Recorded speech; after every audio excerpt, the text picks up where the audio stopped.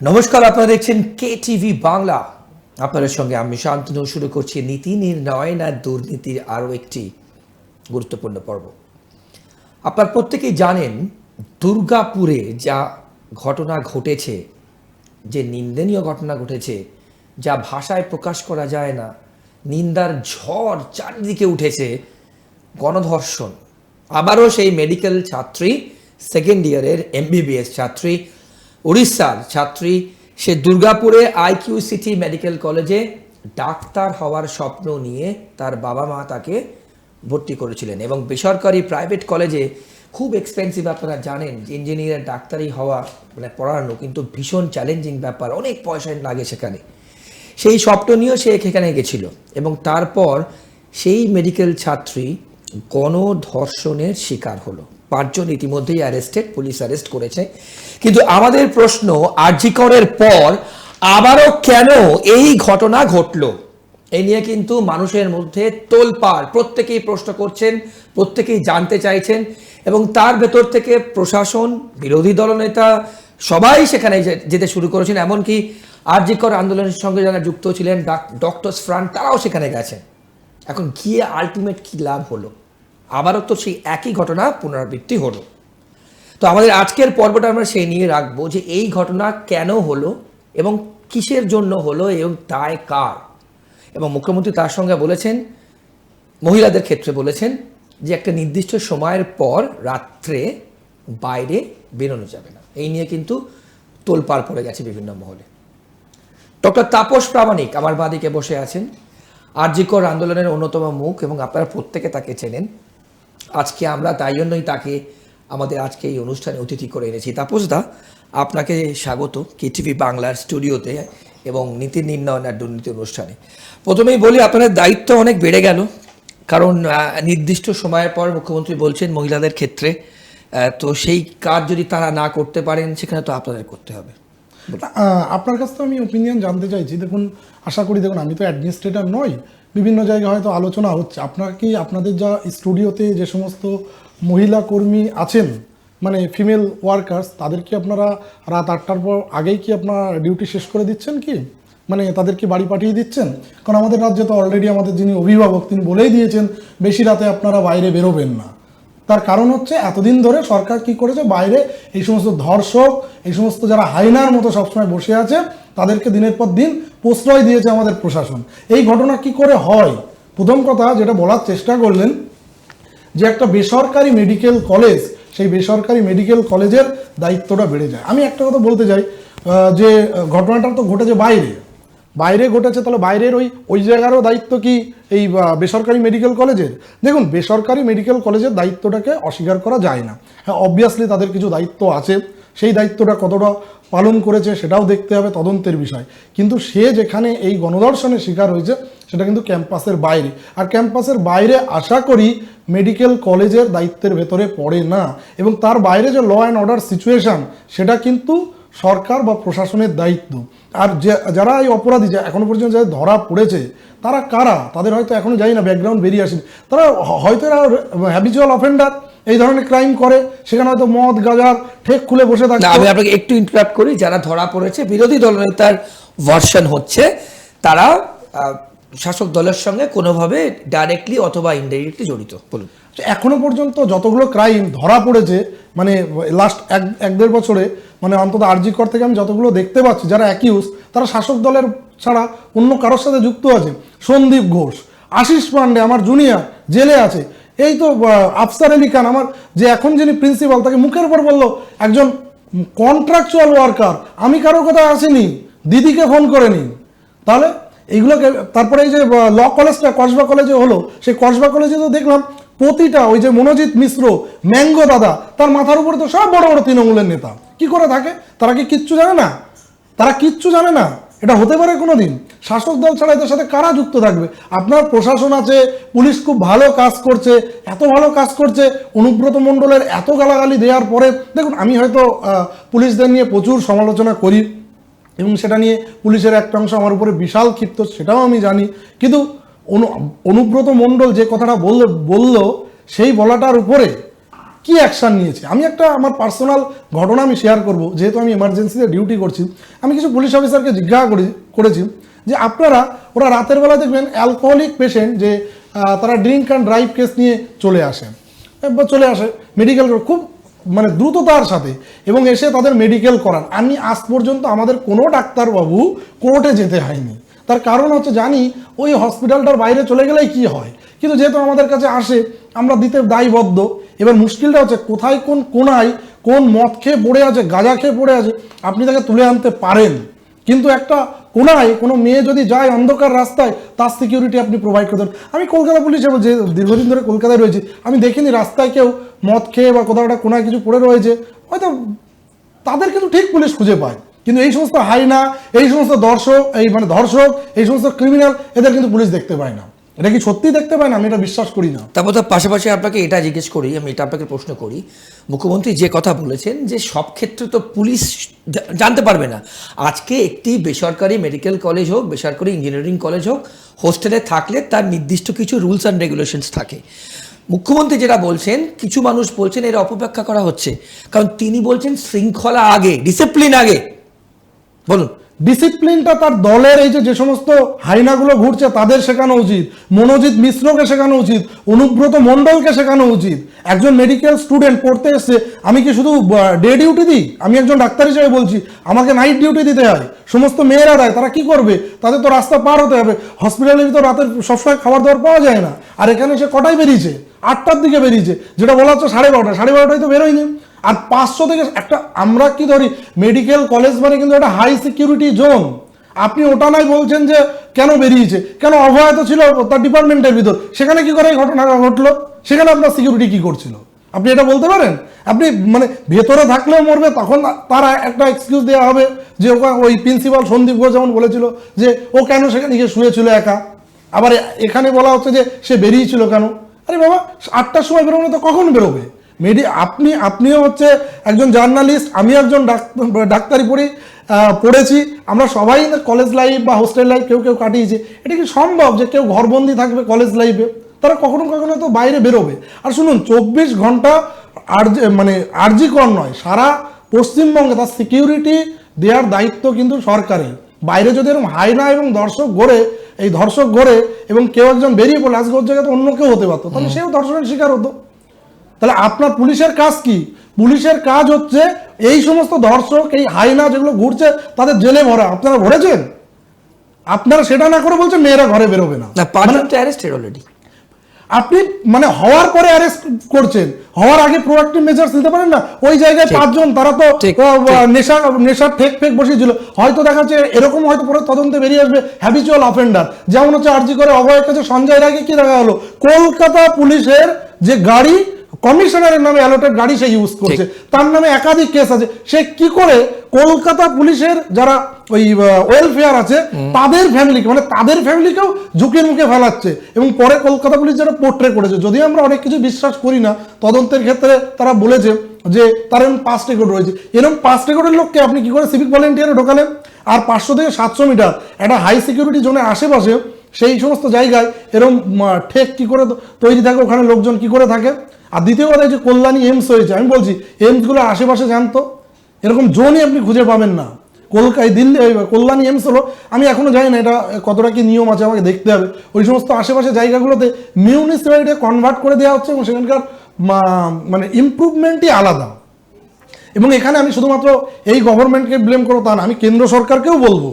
মুড়িমুড়কির মতো বিভিন্ন medical college খুলে দেওয়া হয়েছে, কিন্তু সেই মেডিকেল কলেজগুলো আদেও সিকিউরিটি ঢিলেঢালা। দেখুন, এই ঘটনার জন্য আমি বলছি না, আমি অ্যাজ এ হোল বলছি যে এই সমস্ত আপনারা যখন দিচ্ছেন এনএমসি, আগে যেটা এমসিআই ছিল এখন এনএমসি হয়েছে, রেকগনিশন দিচ্ছেন, সেখানে আদেও ইনফ্রাস্ট্রাকচারের পাশাপাশি সিকিউরিটি কতটা আছে এটা কিন্তু দেখা উচিত। 2024-এর এই ঘটনার পরে, যেখানে গোটা বিশ্ব দলপাড় হয়ে গেল, আরজি করের এই ঘটনা হয়ে গেল, তারপরে আজকে এই ঘটনা দেখতে হলো। আর এটা বিশ্বের ইতিহাসে কিন্তু কোনো গুগলে খুঁজলে আমি অন্তত পাইনি, আপনারা পেয়েছেন কিনা এই না, আমি ধরো তো সর্বশিক্ষিত লোক নই, যেটুকু আমি বুঝি আমি অন্তত পাইনি যে এই ধরনের একই রাজ্যে প্রথম একটা এমডি পড়ুয়া, সে হচ্ছে ডিউটিরত অবস্থায় ধর্ষণ এবং মার্ডার হলো, আর তার পরের বছর, 1 বছর ঘুরতে না ঘুরতেই আর একটা এমবিবিএস সেকেন্ড ইয়ারের মেয়ে, তাও আবার বাইরের রাজ্যের থেকে পড়তে এসে এই অবস্থা হয়েছে। আজকে বাইরের রাজ্যের লোক এই রাজ্যে আসবে, বাইরের রাজ্যের মেয়েদের কি পড়তে পাঠাবে বাবা মা? আমি বলছি এর পরের বার দেখবেন এই বেসরকারি মেডিকেল কলেজগুলো এরা তখন এদের স্টুডেন্ট পাবে না। তার কারণ হচ্ছে পড়তে আসতে চাইবে না। একটাই কারণ, আজকে মেয়েটার মা বাবা যেটা বলেছে, খুব স্বাভাবিক, নির্যাতিতার বাবা যে কথা বলেছে, এর থেকে লজ্জাজনক কিছু নেই। আমি মেয়েকে এখানে রাখবো না। আমি বলছি আমার বিভিন্ন কারণে ধরুন অন্যান্য স্টেটে যায়, মুম্বাই তখন পরিচয়, এই কিছুদিন আগেও ঘুরে এলাম, পরিচয় দিতে, ও আপো আরজি কার কে না যা পে এসা হুয়া, এই টাইপের কথাবার্তা বলে। আপনাদের এখানে তো সিকিউরিটি নেই, কিছুই নেই, কি করে আপনারা ডাক্তারি করেন? আজকে নির্যাতিতার বাবা যে কথা বলেছে, সত্যি কথা বলতে আমার একজন ডাক্তার হিসাবে এই রাজ্যের আমি লজ্জিত নয়, আমি মাথা উঁচু করে দাঁড়ানোর আমাদের জায়গা নেই। তার কারণ কি, সে বলছে যে ওড়িশার আমরা যখন তারা নাকি পুলিশের কাছে গেছিল সেরকম পজিটিভ সাপোর্ট পায়নি, তারপরে কমিশনের কাছে গেছে, সেখানকার বন্ধু বান্ধব হেল্প করেছে, তারপরে নাকি এই তদন্তটা শুরু হয়েছে। সেটা একদিকে। দ্বিতীয় কথা, সাথে সাথে এটাও বলছে, দেখুন আমি কেন্দ্র সরকারের যেমন ক্রিটিসাইজ করি, অ্যাট দ্য সেম টাইম সেই ওড়িশার মুখ্যমন্ত্রী তিনি কিন্তু তাদের সাথে ফোনে কথা বলেছেন, তাদের ডিজি পুলিশ কথা বলে এই ফ্যামিলির, দেখুন এটা একটা কিন্তু সাইকোলজিক্যাল স্ট্রেস মেয়েটার ক্ষেত্রে, মেয়েটার বাবা মার ক্ষেত্রে, মানে একটা গ্যাং রেপ হয়েছে আমাদের সোসাইটিতে, টিল নাও একটা বড় সড়ো স্টিগমা আছে। সেই জায়গায় দাঁড়িয়ে তারা সাপোর্ট দিয়ে কনফিডেন্স বিল্ড আপ করা কিন্তু সবার আগে, এবং ওড়িশার মুখ্যমন্ত্রী কিন্তু কনফিডেন্স বিল্ড আপ করেছে যে আমরা ভরসা রাখি। কিন্তু আমাদের রাজ্যের মুখ্যমন্ত্রী অভয়ের মা বাবার ক্ষেত্রে কনফিডেন্স বিল্ড আপ করতে কেন পারলো না? এই ঘটনাটা হওয়ার পরে এখনো পর্যন্ত ক্রিটিসাইজ হচ্ছে, কিন্তু কনফিডেন্স বিল্ড আপ করা উচিত ছিল। তার কারণ তার আগে সন্দীপ ঘোষ একটা ক্রিমিনালের এগেনস্টে দীর্ঘদিন ধরে কমপ্লেন করার পর কিছু করেনি। আজকে আক্তার আলী সাহেব ডেপুটি সুপারিনটেন্ডেন্ট আমাদের হসপিটালে ছিলেন, তিনি যদি কেসটা না করতেন সিবিআই অ্যারেস্টও করতো না। তারা কি অভিযোগ হয়নি? হয়েছে। তাহলে এখন আপনি বলতে পারেন সিএমওতে কমপ্লেন হয়েছে, বিভিন্ন জায়গায় হয়েছে। আমাদের স্টুডেন্টরা তার আগে অনশন করেছে, এই অনশন সবাই দেখতে পেয়েছে। ওই অনশন হয়তো সেই সময় সেই রকম ভাবে হাইপ হয়নি, দেখতে পাইনি, কিন্তু আমি দেখেছি তারা করেছে। সেই সময় আমি অসুস্থ ছিলাম, সময় আমি আউট অফ সিটি ছিলাম, ছুটিতে ছিলাম, কিন্তু দেখতে পাচ্ছিলাম যে ছেলেগুলো কিন্তু সন্দীপ ঘোষের এগেনস্টে প্রচুর প্রতিবাদ করেছে, কিন্তু কোনো কর্ণপাত করেনি, তাকেই রেখে দিয়েছে, তাকে ট্রান্সফার করলো, আবার তাকে তুলে নিয়ে আসলো। কোন বলে এইগুলো করে? করার পরে এখন যদি বলে যে মেয়েটা কেন ঘুমাতে গেছিল, তা আপনার রাজ্যে তো ওটা ঘটবেই। এবং নির্যাতিতার মা বাবা আজকে বলছে এই রাজ্যে কোনো সিকিউরিটি নেই, আমার মেয়ে খুন হয়ে যেতে পারে। আমি বলবো অভয়া খুন হয়েছে, এবং আমার আবেদন থাকবে শুধুমাত্র উড়িষ্যার চিফ মিনিস্টার নয়, কেন্দ্রীয় এনএমসি বা যারা যারা এর রেগুলেটরি বডি আছে, এই মেয়েকে দ্রুত পশ্চিমবঙ্গ থেকে সরিয়ে দরকারে তার মা বাবার ভিতরে কনফিডেন্স বিল্ড আপ করার জন্য, কারণ যে ক্ষতি তাদের হয়ে গেছে এটা কোনোদিন পূরণ হবে না। আমি চাই না যে অভয়ের মতো কারো পরিণতি হোক, তাকে দরকার হলে ভুবনেশ্বর এইমসে নিয়ে যাওয়া হোক, ভুবনেশ্বর এইমসে বাকি তার এই কারিকুলাম কমপ্লিট করা হোক, এই সুযোগটা তাকে দেওয়া হোক সেই সরকারের পক্ষ থেকে। কারণ আমাদের এখানে অনেক কিছুই হয়েছে, কামদুনি কাণ্ড বলুন বা অন্যান্য কাণ্ড বলুন, অনেক সময় দেখা যাচ্ছে যে সেই অপরাধীরা বিভিন্নভাবে চাপ তৈরি করেছে বা তারা মার্ডার পর্যন্ত হয়েছে। তো শি ইজ নট সেফ। তার মা বাবা যেমন বলেছে আমি একদম সহমত, এবং উড়িষ্যা সরকার, কেন্দ্রীয় সরকারের উচিত এই মেয়েকে আর ওই জায়গায় না রেখে, মানে নির্যাতিত, আমার তার প্রতি আমি সেন্সিটিভ হয়েতেই বলছি যে তাকে কিন্তু নিয়ে যাওয়া উচিত, এই রাজ্যে রাখা উচিত নয়। এবং ওর যতদিন না ট্রায়াল এবং এদের কনভিকশন হচ্ছে ততদিন পর্যন্ত তাকে কিন্তু সিকিউরিটি দেওয়ার দায়িত্ব শুধুমাত্র পশ্চিমবঙ্গের কথা ছেড়ে দিন, আমি আর ভরসা করি না ওড়িশা সরকার এবং কেন্দ্র সরকার নেই। কারণ আমাদের সরকারের কাছ থেকে আমরা যখন কিছু পাবো না, তো সেক্ষেত্রে এখন আমি বলবো উড়িষ্যার মুখ্যমন্ত্রী যে উদ্যোগ নিয়েছে তারা অন্তত একটু করুক, যেহেতু ভুবনেশ্বর এইমসটা কেন্দ্র সরকারের আন্ডারে, কেন্দ্র সরকার অন্তত এটা নিয়ে ভাবুক। কিন্তু মেয়ের প্রপার সিকিউরিটি শুধু নাই, তাকে প্রপার সিকিউরিটি দেওয়া দরকার। হলো যদি আমাদের দেশে নেতারা সিকিউরিটি পায়, তাকে 24 আওয়ার্স তাকে কিন্তু ওই সিআইএসএফ হোক, সিআরপিএফ হোক, সিকিউরিটি দিতে হবে, এটা আমার ডিমান্ড। বেশ, না এখানে আমি আপনাদের জানিয়ে রাখি যে সত্যি কথা যে এর মেন্টাল যে অবস্থাটা, মেন্টাল ট্রমার মধ্যে একটা সেকেন্ড ইয়ারের পড়া এমবিবিএস সে ডাক্তার হওয়ার স্বপ্ন নিয়ে গ্যাং রেপ হওয়ার পর তাকে মানসিকভাবে তার পাশে দাঁড়ানো সব থেকে ইম্পর্টেন্ট, সব থেকে গুরুত্বপূর্ণ। এটা আমরা এই অনুষ্ঠানের মাধ্যমে কিন্তু দর্শকদের সামনে সেটাই বলতে চাইব। তারপর আমি একটা প্রশ্ন করব এখানে, যে যে ঘটনা ঘটেছে তারপর দেখুন সব রাজনৈতিক দল কিন্তু সেখানে চলে গেছে, প্রত্যেকে, এবং ডক্টরস ফ্রন্ট আপনাদের সঙ্গে আর আরজি কর আন্দোলনের সঙ্গে যারা যুক্ত তারাও গেছেন। কিভাবে দেখছেন এটাকে? দেখুন, প্রতিবাদ করার অধিকার সবার আছে, যে কোনো রাজনৈতিক দলের প্রতিবাদ করতে পারে সব দল, আমি মানে তারা যে গেছে অবশ্যই তাদের প্রতিবাদ করছে, আর তাতে তো খারাপ কিছু নেই, প্রতিবাদ করুক। প্রতিবাদ কেন হবে না? একটা ঘটনা 2024 ঘটে গেল, আবার 2025 হবে, প্রতিবাদ কেন করবে না? বিরোধীরা তো প্রতিবাদ করবে, বিরোধী যত দল আছে শাসক দলকে তারা দায়বদ্ধ, এটাই তো ডেমোক্রেসি, এটাই ডেমোক্রেসি, উত্তর দিতে বাধ্য। সেখানে West Bengal junior doctor front গেছে, অভয় মঞ্চ গেছে, বাকি যারা যারা গেছে অবভিয়াসলি তাদের এটা রাইট আছে, তারা গেছে। আমাদের ডেমোক্রেসিতে এটাই অন্তত সংবিধান দেয়, তো তারা প্রতিবাদ করবে। বেশ, এবার যে প্রশ্নটা করবো তাপস দা, এখানে মুখ্যমন্ত্রী যে কথা বলেছেন বিশেষ করে মহিলাদের ক্ষেত্রে জানিয়ে কিন্তু প্রচুর মানুষজন, প্রচুর মহিলারাও কিন্তু বিভিন্ন রকম কমেন্ট করতে শুরু করেছেন যে একটা নির্দিষ্ট সময়ের পর রাস্তায় বেরোনো কিংবা বাইরে বেরোনো, বাড়ির বাইরে বেরোনো নিয়ে কিন্তু একটা কনফিউশন তৈরি হয়েছে, মুখ্যমন্ত্রী যা বলেছেন। কিন্তু ফুটেজে, ভিডিও ফুটেজে তাপস দা দেখা যাচ্ছে মেয়েটা তারই কলিগের সঙ্গে, একজন পুরুষ কলিগের সঙ্গে 7:28 অ্যাপ্রক্সিমেটলি ওরকম কিছু কিন্তু যদি তদন্ত সাপেক্ষ বেরোচ্ছে। তো সেইখানে দাঁড়িয়ে আপনার কি মনে হয়, মুখ্যমন্ত্রী যা বলেছেন সিকিউরিটির জন্য বলেছেন না, আপনি কিভাবে দেখছেন? দেখুন, আমি তো যেটা সিসিটিভিতে দেখতে পেলাম সেটা ও মোস্ট লাইকলি 7:58 সময় এরকম একটা ফুটেজ দেখাচ্ছে বেরিয়েছে। তাহলে 12:30 কথাটা কোথা থেকে এলো এটা আমি বুঝলাম না, মানে আমার মাথায় ঢুকলো না উনি কোন প্রেক্ষিতে বললেন। আর 12:30 সময় যদি বেরিয়েও থাকে তার মানে কি 12:30 সময় কি ওখানে হাইনা বা দর্শক বসে এই দর্শক বসে না, সেখানে প্রশ্ন উঠবে কি করে একটা হোস্টেল থেকে, একটা প্রাইভেট কলেজের হোস্টেল থেকে সে একটা মেয়ে 12:30 সময় বেরোচ্ছে? 12:30 প্রশ্ন হয়নি, প্রথম কথা তো 12:30 তো বের হয়নি, সিসিটিভি দেখাচ্ছে 7:58, সেখানে 12:30টা কোন অ্যাঙ্গেলে বললাম তো সেটাই বুঝলাম না। 7:58 আপনারা দেখেছেন, এটা তো আমার বক্তব্য নয়। 7:58টা মেয়েটা বেরিয়েছে দেখাচ্ছে ফুটেজ থেকে, ফিরে এসছে 9:21 ওই তার আগে একবার সহপাঠী ফিরে এসছে, পরে ফিরে এসছে। 12:30 কোথা থেকে এলো আমি জানি না, এটা আমার পক্ষে বলা মুশকিল উনি কেন 12:30টার কথাটা আনলেন।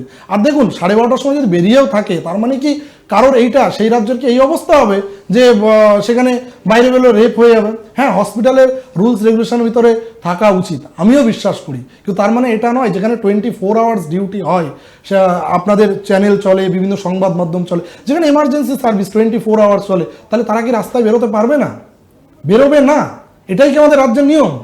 আমি তো এর আগেও বাইরে বিভিন্ন স্টেটে ঘুরেছি, আমি তো কোথাও দেখিনি অন্তত কোনো রাজ্যের কোনো মেডিকেল কলেজে সবসময় জানে সমস্ত ডাক্তার যারা স্টুডেন্টদের ক্ষেত্রে হয়তো রেস্ট্রিকশন আছে, ডাক্তারদের ক্ষেত্রে সবসময় কিন্তু 24 আওয়ার্স কিন্তু ওপেন, যে তাদের যে কোনো টাইমে যাওয়া আসা হতে পারে, সেখানে বাধা দেওয়ার কোনো জায়গা নেই। তাহলে আপনি যে বেরোতে বারণ করছেন, তাহলে আমাদের নার্সিং স্টাফ, আমাদের ফিমেল ডক্টরস, তাহলে তারা ডিউটি করবে না, যারা গ্রুপ ডি স্টাফ তারা ডিউটি করবে না, মানে গ্রুপ ডি স্টাফ যারা ফিমেল, আপনাদের তো প্রচুর প্রেশার পড়বে সেক্ষেত্রে। সেটাই তো বলছি, যে তাহলে সমস্ত মেয়েদের বলা হবে যে তারা ওই 8টা পর্যন্ত বা তার আগে পর্যন্ত ডিউটি করবে, মানে যখনই সূর্যাস্তের আগে তাদের ছেড়ে দিতে হবে, সূর্যাস্তের পর থেকে শুধু ছেলেরা থাকবে। তাহলে আমাদের ওই জেন্ডার ইকুয়ালিটি নিয়ে যে লড়াই, সে বা আমাদের সাস্টেনেবল ডেভেলপমেন্ট গোলের যে 2030-এর যেটা রয়েছে সেটা উঠিয়ে দিয়েছে, আমাদের এই রাজ্যে হবে না।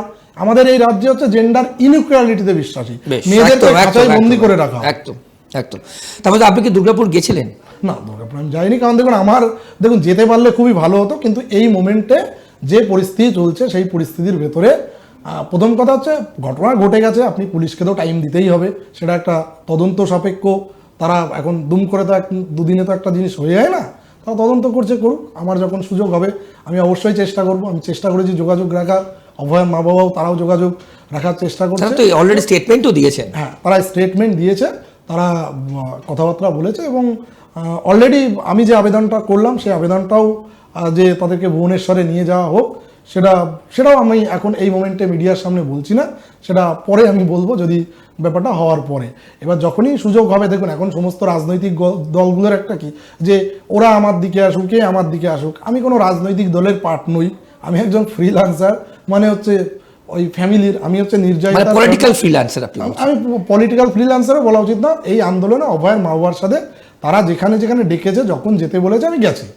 এবার এর ক্ষেত্রেও যখন আমার মানে মনে হবে যে পরিস্থিতি, কারণ আমি গিয়ে যদি এখন কি একটা ঝামেলা করতে কোনো লাভ নেই, কারণ আমার রাজনৈতিক দল নেই বা আমার সাথে 10 জন নেই, তো সেক্ষেত্রে আমি দেখবো, আমি সুযোগ পেলে যদি এখন আমি দেখুন ওরা যে মেন্টাল ট্রমার ভিতরে যাচ্ছে, এটা সবথেকে সেই মেন্টাল ট্রমাতে গিয়ে ডিস্টারবেন্স ক্রিয়েট করাটা আমার মনে হয় আমার উচিত নয়। যারা প্রতিবাদ করছে করুক, সেই প্রতিবাদকেও আমি সাপোর্ট করি, প্রতিবাদ তো করছে। আর তাছাড়া আমার পক্ষে সব সময়েরও একটা বড় সমস্যা, কারণ আমাকে হসপিটালে ডিউটি করতে হয় আর প্রতিদিনই, দুর্গাপুরটা অনেকটা ডিস্টেন্স। তবে অবভিয়াসলি আমি ছুটি করে আমি অবশ্যই যাব, যেদিনই দেখবো যে হ্যাঁ তার মা বাবা মানে নির্যাতিতার মা বাবা যেটা মানে তারা যদি অ্যালাউ করেন যে তার মেয়ের সাথে দেখা করা বা দেখা করতে দেয়া, বা দেখা যাচ্ছে তার মা বাবার সাথে যদি কথা বললে, যেহেতু অভয় আন্দোলন, অভয়ের মা বাবার সাথে আমি যতদূর পেরেছি কোর্টের দিক থেকে যাওয়ার চেষ্টা করেছি, সেক্ষেত্রে আমি আমার দিক থেকে ট্রাই করবো। বেশ, এবার সুস্থতা পর্যন্ত ওয়েট করবো। একদম, আমাদের প্রত্যেকের কিন্তু এই সময় তাদের পাশে থাকা উচিত।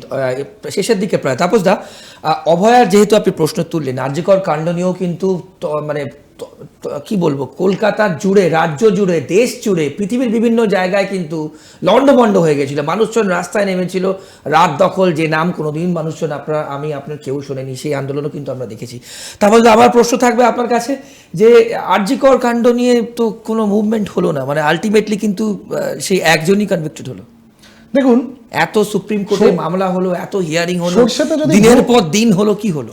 সরষেতে যদি ভূত থাকে তো সেখানে তার ফেট এটাই হবে। তার একটাই কারণ আমি বলি, প্রথম থেকে দেখুন আমার যেটা মনে হয়েছিল, পার্টিকুলারলি যখন আন্দোলন চলছিল, দেখবেন সুপ্রিম কোর্ট সুমোটো কেসটা তুললো, এবং একটা আন্দোলনটা আমার যেটা মনে হয় যে সরকার মানে সরকার হতে দিয়েছিল যে এই আন্দোলনটা হোক, তাহলে সুপ্রিম কোর্টে 5 মিনিট শোনাবে অভয়ের কথা আর 55 মিনিট শোনাবে ডাক্তারদের দাবি দেওয়া।